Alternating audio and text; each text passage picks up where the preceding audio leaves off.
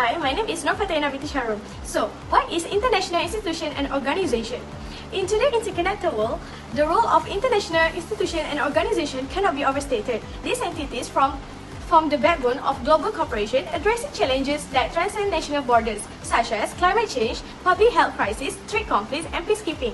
They facilitate dialogue among nations, implement global initiatives, and provide platform for addressing shared concerns. Without their effort, the world will struggle to maintain the delicate balance of international relations and development. This project explores the history, types, roles, key examples, and future challenges faced by this institution, highlighting their importance in shaping the modern world. From peacekeeping mission to tackling pandemics, their efforts demonstrate the necessity of collective action in ensuring a sustainable and just global society.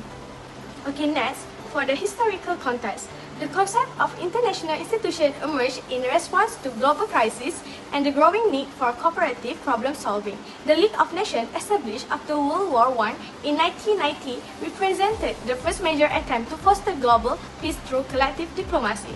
Its primary aim was to prevent wars by resolving disputes through negotiation and arbitration. However, the League's inability to prevent World War II due to a lack of enforcement mechanism and limited membership underscored the need for a more robust system. This led to the creation of the United Nations in 1945 with a stronger mandate and broader membership. The post-World War II period also saw the establishment of economic institutions to stabilize and rebuild war-torn economies. The Bretton Woods Conference in 1944 gave rise to the International Monetary Fund and the World Bank. These institutions were designed to promote monetary stability, foster international trade, and support development in impoverished regions. The General Agreement on Tariff and Trade, established in 1947, later evolved into the World Trade Organization in 1995. Together, this institution laid the foundation for modern international cooperation. Hi, Assalamualaikum everyone. My name is AHMAD bin Kamal, and today I will be discussing about the role and function of international institution and organization. So the first point is promoting peace and security. International organizations like the United Nations strive to prevent conflicts through diplomacy, negotiation, and when necessary, military intervention. They are often act as neutral parties to mediate between conflicting states or groups and to ensure that violent conflicts do not escalate into full-scale war.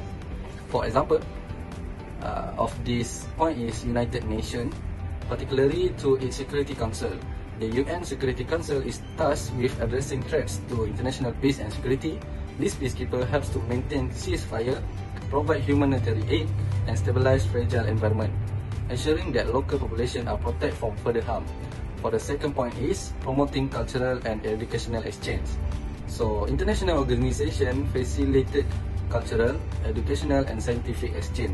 They encourage collaboration between countries, helping to break down the barriers and build trust through knowledge sharing. These exchanges are not limited to government relation, but also engage people-to-people connection, which are often at the heart of long-lasting peace and cooperation. For example, a prime example of this is UNESCO, the United Nations Educational, Scientific and Cultural Organization. UNESCO works to promote global understanding by focusing on educational, science and culture. One of its key roles is to preservation of World Heritage sites, ensuring that culturally significant landmarks are protected for future generations. And in addition to its cultural initiative, UNESCO also promotes scientific research and fosters educational opportunities that bridge global divides. Moving on to the next point, which is encouraging international law and justice. Another critical area where international organizations play a pivotal role is in establishing and enforcing international law and justice. International organizations help to define, create and enforce international law that regulates everything from the law of the sea to diplomatic relations and environment protection. These laws set global standards for how states should interact with one another, fostering a sense of accountability and justice. For example, the International Court of Justice (ICJ), often referred to as the World Court, adjudicates legal disputes between states based on international law. It also provides advisory opinion on legal questions referred to it by the United Nations. The ICJ international law became a mechanism for solving disputes peacefully and fairly, thus contributing to the global stability. last but not least is human rights protection. Numerous international organizations focus on safeguarding human rights by ensuring that countries adhere to global standards of justice and dignity. These organizations work to hold governments accountable for human rights violations, offering mechanisms for redress and protection for individuals. For example, the United Nations Human Rights Council, or UNHRC, plays a significant role in monitoring human rights conditions across the globe.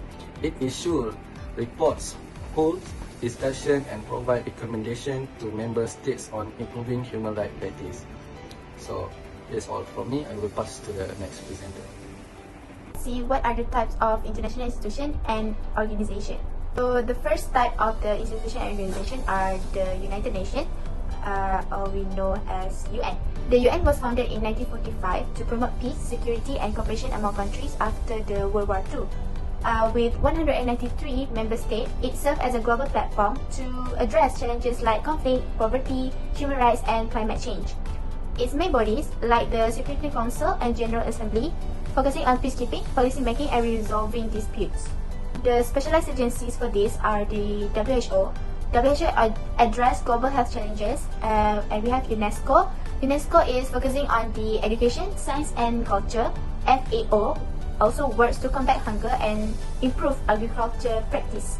So the second type is the World Trade Organization, WTO. The WTO was established in 1995 to manage and promote international trade. It sets rules to ensure fair trade, reduce barriers like tariff, and resolve disputes between its 164 member countries. By fostering a predictable and transparent trading system, the WTO supports the global economic growth and also helps with developing countries integrate into the world economy. So the WTO also plays a crucial role in maintaining a stable, rules-based trading system that encourages economic growth and reduce trade conflicts. So the last type of the institution and organization, we have International Monetary Fund, the IMF. The IMF is founded in 1944. It helps to maintain the global economic stability. It monitors the world economy, provides loans to countries in financial trouble, and offers advice and training to improve financial system. The IMF also promotes stable exchange rates to encourage trade and investment between the nations. Institution and the organization. Okay, so now we're gonna go to the first one, which is the United Union.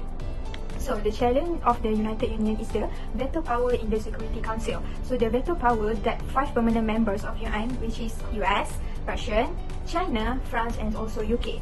So it often results in conflict and make it difficult to make a decision. When the interests of these strong countries conflict, they can stop the decision, make it hard to respond quickly and effectively to the global problem, humanitarian issue, and also the security dangers. So the effect is the problem with the conflict resolution. So important action and peacekeeping effort might be slowed down or completely stopped because of the vetoes, which weaken the UN role in keeping peace and security around the world. So now we're going to continue with the number 2, which is the World Trade Organization, also known as WTO. So the challenge of this organization are the perceived bias toward developed countries. So the WTO got a lot of criticism for support richer countries that have more economic strength and control over trade rules and talk. So this bias make it hard for developing and less developed countries to stand up for their own and get fair trade deals. So the effect of this is the unequal negotiation power. So the country that less wealthy might find it hard to stay in trade agreement that mostly have the richer nation. So this make the economy different, worse, and slow down their own growth.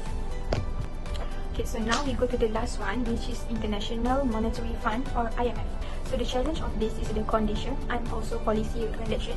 So IMF usually set a tough rules for countries that need financial help. So these rules often include making cut of public spending, applying strict budget measurement, and following certain economy policy. So the rules really affect the social and economic situation in the country that receive the financial help. So the effect of this challenge are the social and economic pressure. So when there are strict budget cuts, people may find it harder to get basic service, more people might lose their job, and poverty could increase. So this can cause problem in society and make people unhappy. Hi, Assalamualaikum. My name is Muhammad Shafiq.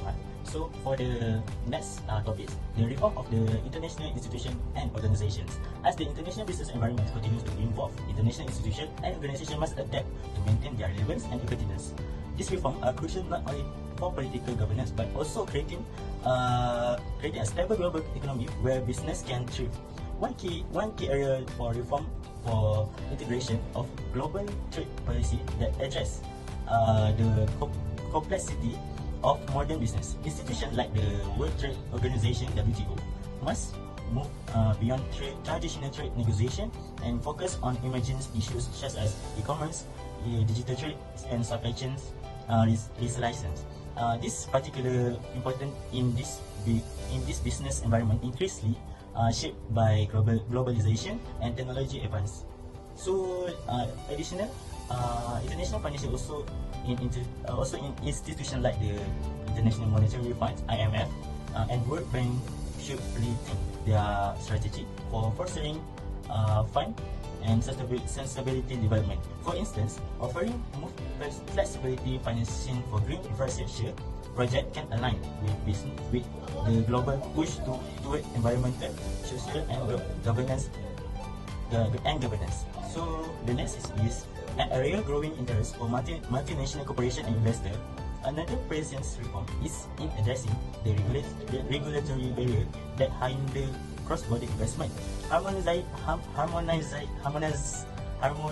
standard for intellectual property right taxation and labor law through organizations like OECD can significantly enhance international business efficiency. So reform in this area not just about improved governance, they are about creating an environment where business and economies can thrive while addressing global challenges like inequality and climate change.